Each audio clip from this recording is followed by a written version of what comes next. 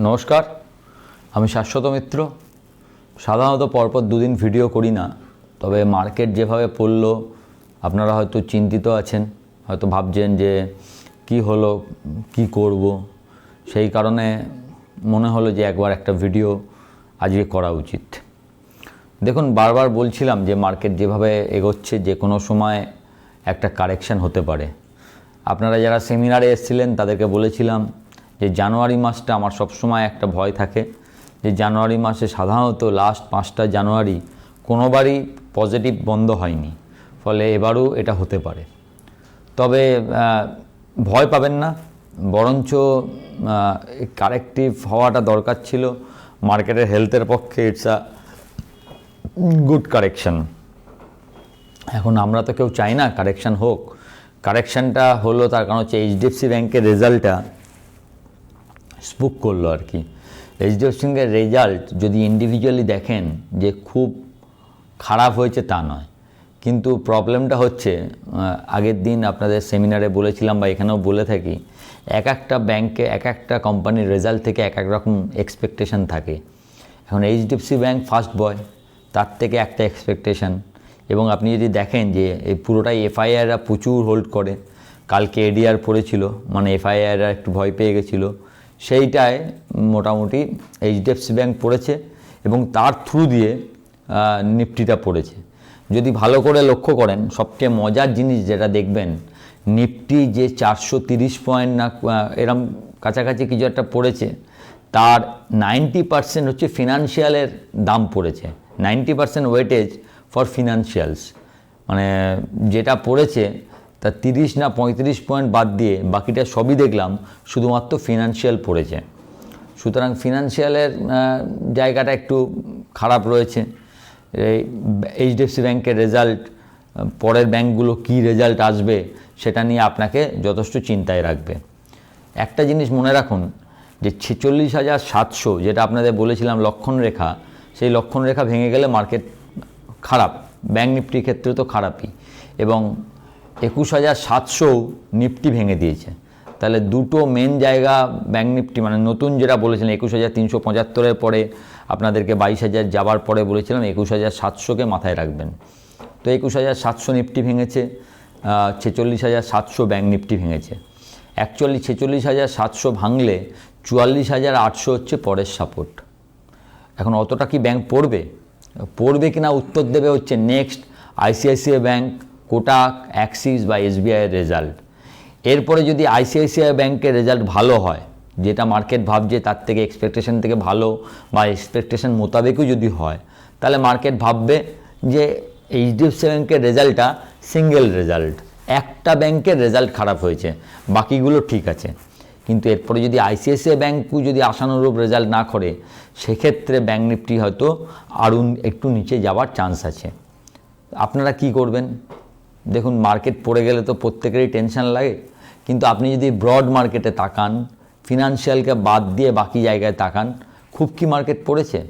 আমার মনে হয় যে স্টকগুলো আমি যেরকম বলেছি, আগেও বলেছি, সেমিনারেও বলেছি, আপনারা যদি বেচে রেখে থাকেন যে এই স্টকগুলো দাম কমলে কিনবো, এই আমার কেনার লেভেল, তাহলে সেই স্টকগুলো তো ভালো জায়গায় এলে আপনাদের জন্য ভালো, ওই লেভেলে কিনবেন, ভয় পাবেন কেন? হ্যাঁ, যদি কোনো কারণে দেখেন নিফটি পড়ে 20,800, 21,000 এসছে, অবশ্যই একটা 50% যে টাকা আপনার রাখা আছে তার 50% টাকা ওই লেভেলে লাগাবেন, অবশ্যই লাগাবেন, ভয় পাবেন না। ভয় পাবার মতো কিচ্ছু হয়নি। লং টার্ম ইনভেস্টারদের ক্ষেত্রে কিচ্ছু হয়নি। শর্ট টার্মের ক্ষেত্রে আরও 2-3% নিচে ডাউন টার্ন রয়েছে। কারণ যদি 2% পরে, আমি বলেছিলাম যে কোনো সময় একটা 5-6%-এর কারেকশান জানুয়ারি মাস দিতে পারে। আবার যদি আগের বারের মতো হয়, একদিন পরে পরের দিন থেকেই আবার সব ফিরিয়ে নেয় মার্কেট। আরও দেখছেন বাড়বার সময় কত স্পিডে বেড়েছে। কি হবে নেক্সট রেজাল্টগুলো এবং বাইরের দেশে আজকে কীরম আমেরিকা বন্ধ হয়, এই সব মিলিয়ে দেখতে পারবেন। আমি আগের দিন যদি কেউ ভিডিও শুনে থাকেন, বলেছিলাম যে ডলার ইন্ডেক্স বেড়েছে। এই ডলার ইন্ডেক্স বাড়াটা মার্কেটের পক্ষে ভালো নয়। তো ডলার ইন্ডেক্স আজকেও বেড়েছে, কিন্তু আজকে আরেকটা ভালো খবর হচ্ছে ক্রুড আবার একটু পড়েছে, $77 নিচে আমি যখন লাস্ট দেখছি। আমেরিকা মাইনাসই আছে, শেষ পর্যন্ত দেখা যাক ডাও কোথায় বন্ধ করে এবং তারপরে আমাদের মার্কেটে দেখা যাবে। তবে আপাতত যতক্ষণ জেনে রাখবেন এই মুহূর্তে নিফটি কিন্তু 21,700 21,800 এটা ভালো রেজিস্ট্যান্স হয়ে গেল। তো যে জায়গায় পড়েছে সেখান থেকে 21,800 পেরোবার আগে নতুন করে কিছু ভাববেন না। মানে 21,800 যতক্ষণ না পেরোচ্ছে ততক্ষণ মার্কেট নেগেটিভই থাকবে। 21,800 পেরোলে তখন মার্কেট আবার নিউট্রাল হবে। 21,700 তলায় মার্কেট নেগেটিভ, এটা আপনাকে মাথায় রাখতে হবে। মানে যা করবেন চেষ্টা করবেন যে ডেলিভারি অল্প অল্প করে করবার, বা যদি আপনাদের কোনো দাম ঠিক দামে মনে হয়, দেখুন যেরকম HDFC ব্যাঙ্ক 1530 টাকা অবধি নেমে গেছে। তো 1530, 1480 টু 1520, 30 এটা খুব ভালো দাম। আমি 1560 ভালো দাম ভাবছিলাম, 1480 টু 1520, 30 এই খারাপ দিনে বলছি। আবার হয়তো কেউ বলবেন বাজে কথা যে আমরাই শেষ করে দিচ্ছি, কিন্তু খারাপ দিনে আপনাকে বলছি 1480 থেকে 1520 টাকা আস্তে আস্তে নিন। একটা কথা মনে রাখবেন, এই বড় bank TCS, SBI, HDFC, Reliance এরা হচ্ছে হাতির মতো, হাতি সহজে কাবু হয় না। আর আরেকটা ব্যাপারও মনে রাখবেন, হাতি যখন বসে, কোনো কারণে একটু বসে যায়, তার উঠতে টাইম লাগে, দাঁড়িয়ে এলে আবার হাঁটতে টাইম লাগে, কিন্তু যখন দৌড়ানো শুরু করে না তখন সব তছনছ করে দেয়। এই কথাটা মনে রাখবেন। তাই HDFC ব্যাংক হয়তো এখন বসে আছে, বেকায়দায় আছে, লাস্ট 2-3টে কোয়ার্টার খারাপ গেছে, একটু দাঁড়াতে দিন। দুটো HDFC ব্যাংক, HDFC মার্জার হয়েছে, সব নিয়ে চলতে একটু সময় লাগবে, কিন্তু যখন চলতে শুরু করবে না তখন দেখবেন এখান থেকে 2100-2200 টাকা সময় লাগবে না। আজকের দিনে শুনতে হয়তো খুব অবাক লাগছে, কিন্তু আমি তো জানেন খারাপ দিনেই বলি, তাই না? ভালো দিনে তো সবাই বলে 30 টাকায় IRFC বলি, যখন কেউ IRFCকে চেনে না। 26 টাকায় IRB বলি। আমি কি দাম বাড়বার পর বলি? দাম বাড়বার পর বলে লাভ নেই। তো এইটা হচ্ছে সুযোগ, আপনারা আস্তে আস্তে, তাই বলে কি আজকে কালকেই সব কিনে নেবেন না, টাকা ভাগ করতে শিখুন। কারণ জানেন না যে আর মার্কেট যদি সত্যি করে 46,700 থেকে যদি 44,800 আসে, তাহলে HDFC ব্যাঙ্কও আর একটু কিছুটা পড়বে, 10% থেকে 12%। আজকেই 8% পড়েছে, মানে আরও 4-5%। তাহলে 3 ভাগে ভাগ করুন। কালকে যদি সকালে একই দাম থাকে, যদি 20টা শেয়ার কেনা হয় 5টা কিনুন, আবার 2% পড়লে আবার 5টা কিনুন, আরও যদি 2-3% পড়ে বাকিটা কিনে নিন। এরমভাবে ভাগ করে কিনতে আরম্ভ করুন। ভয় পাবার কোনো কারণ নেই, আপাতত আমি দেখছি না। তবে মার্কেট একটু নিচে আসতে পারে, সেটা বারবারই বলছিলাম যে কোনো একটা টাইম কারেকশান ইনএভিটেবল হবেই। কবে হবে সেটা নিয়ে একটু সন্দেহ আছে। আপনাদের কাল আগের দিন সেমিনারে বলেছি, এমনিতেও বলেছি যে জানুয়ারি মাসটা আমার সবসময় ভয় লাগে, যে জানুয়ারি মাসে কারেকশান হয়। বলেছিলাম 21 তারিখে, অনেক সময় 21 তারিখ অবধি ভালো থেকে তারপরেও কারেকশান হয়। তো এবার হলো 16 তারিখ অবধি ভালো থেকে 17 তারিখে কারেকশান হলো। তো জানুয়ারি মাস ফার্স্ট হাফ, সেকেন্ড হাফটা সবসময় একটু টেনশানের। তো এইটা নিয়ে এত বড় ভাববেন না যে সব শেষ হয়ে গেল, মার্কেট চলে গেল। জানি যারা হয়তো ট্রেডিং করেন, যাদের পজিশান ছিল, তাদের অনেকটা করে টাকা লস হয়েছে, কিন্তু সেটা তো কিছু করার নেই। যদি আপনারা না রিস্ক ম্যানেজমেন্টটা করেন, যেটা বারবার বলি, তাহলে ওই রিস্কগুলো থেকেই যায়। কিন্তু যারা অলরেডি ডেলিভারিতে লং টার্মে আছেন, তাদের চিন্তার কোনো কারণ নেই।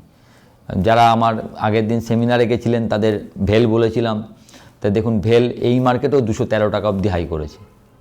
এই মার্কেটে, যেখানে মার্কেট প্রায় এত ডাউন, সেখানেও 213 টাকা হাই করে মনে হয় 205-6 টাকায় বন্ধ করেছে। সুতরাং IRFC দেখুন 150 টাকা আজকেও। ওর সার্কিটটা মনে হয় চেঞ্জ হয়েছে, সার্কিটটা রিভাইজ হয়েছে, নিচে সার্কিট দেওয়া হয়েছে, সাধারণত সেগুলো নেগেটিভ হয়, তা সত্ত্বেও ওপরে। তা সব মার্কেট যে পড়েছে, প্রথমেই ওই জন্য আপনাদের বললাম, পড়াটা কিন্তু মোটামুটিভাবে 90% হয়েছে ফিনান্সিয়ালসের ওপর, বাকিটা খুব অল্প। তাই জন্য এখানে নিফটি, তবে একটা কথা জানবেন, নিফটি ব্যাঙ্ক নিফটির থেকে বেশি স্ট্রং। তাই জন্য যদি এই মুহূর্তে কিছু প্লাসের কথা মনে হয়, সেটা নিফটির কথা মনে হবে। নিফটি 46,600 ভেঙেছে, এই 21,700 ভেঙেছে, 21,600 নিচেও গেছে। এখন ওই 21,375, যেটা এতদিন ধরে 20,800 থেকে 21,300 যে লাভ, ওই জায়গাটা হয়তো নিফটি যদি সাপোর্ট নেয়, দেখা যাক, ওই জায়গাটা এখন নতুন সাপোর্ট হিসাবে কাজ করবে।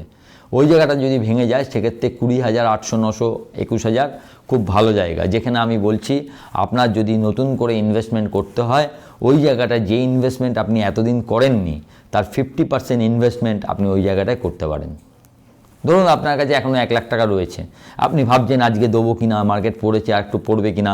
সাধারণত আমরা টেকনিক্যালি বলি, এবং টেকনিক্যাল তো কোনো বলছে না, যারা টেকনিক্যাল দেখেন তারা এখনও কোনো আপসাইডের কথা বলছে না সেক্ষেত্রে।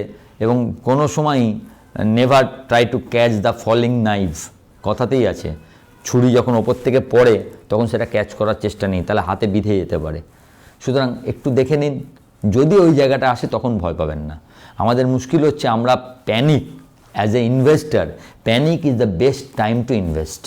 এই কথাটা কখনো ভুলবেন না। দরকার পড়লে যেখানে ইনভেস্টমেন্ট নিয়ে যখন ভাবেন, যেখানে বসেন টসেন লিখে রাখতে পারেন। প্যানিকে যদি ভয় পান তাহলে ইনভেস্টমেন্ট করতে পারবেন না।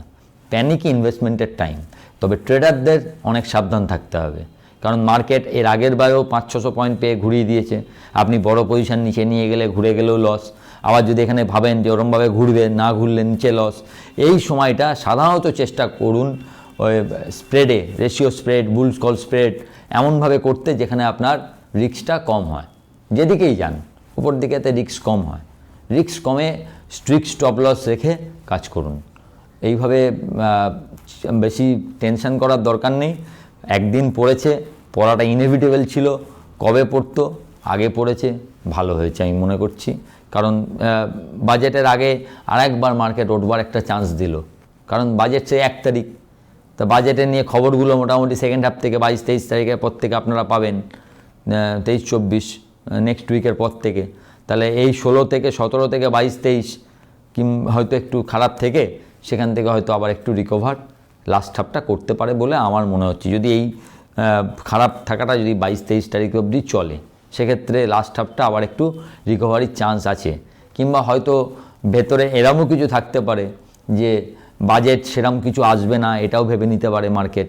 কারণ যেটা একটা ভোট অন অ্যাকাউন্ট, সামনে বারবার বলেছি, সামনে যখন নির্বাচন আছে সরকারকে কিছু তো জনমোহিনী বার্তা দিতে হবে, যেটা ফিসকাল ডেফিসিটের ওপর, ফিসকালের ওপর যথেষ্ট চাপ সৃষ্টি করতে পারে। সেটা মার্কেটের পক্ষে খারাপ, মার্কেট সেটাকে ভালোভাবে নেবে না। সেই কারণেও মার্কেট একটু আগে থেকেই এই স্ট্যান্সটা নিয়ে রাখলো, সেটাও হতে পারে। সুতরাং লেটস সি, প্রথম দিনেই কোনো কনক্লুশনে আসা ঠিক হবে না যে এখান থেকেই ফিরে যাবে বা এখান থেকেই পড়ে যাবে। কিন্তু জায়গা এলে, যে শেয়ারগুলো আপনি বেচেছেন সেখানে যদি তার জায়গা ঠিক করে থাকেন এখানে কিনবো, তখন ভয় পেয়ে দূরে থাকবেন না, কিনুন। হ্যাঁ, হতে পারে আপনার পুরো টাকাটা না লাগিয়ে আপনি 50% কিনলেন, কিন্তু কিনতে ভয় পেলে এই মার্কেটে চলবে না। It's a bull market correction, এখনও পর্যন্ত আমার তাই মনে হচ্ছে। এমন কিছু ঘটনা ঘটেনি যে এটাকে আমি কোনো বড় ক্র্যাশ বলে মনে করব। এটা বুল মার্কেট কারেকশন হিসাবেই আমি ভাবছি। আর আমার টেলিগ্রাম গ্রুপে একটু যুক্ত হবেন যারা এখনও নতুন, আমার আজকেই প্রথম আমার ভিডিও দেখবেন, তারা আমাকে একটু সাবস্ক্রাইব করে দেবেন, চ্যানেলটা সাবস্ক্রাইব করবেন এবং বেল আইকন ক্লিক করে নেবেন, তাহলে সঙ্গে সঙ্গে আমি ভিডিও করলেই আপনারা পাবেন। এছাড়াও যারা আমাকে দেখেন, আমার কথা শোনেন, তারা একটু কাইন্ডলি লাইক করে দেবেন, লাইক, শেয়ার এবং সাবস্ক্রাইব করবেন। নমস্কার।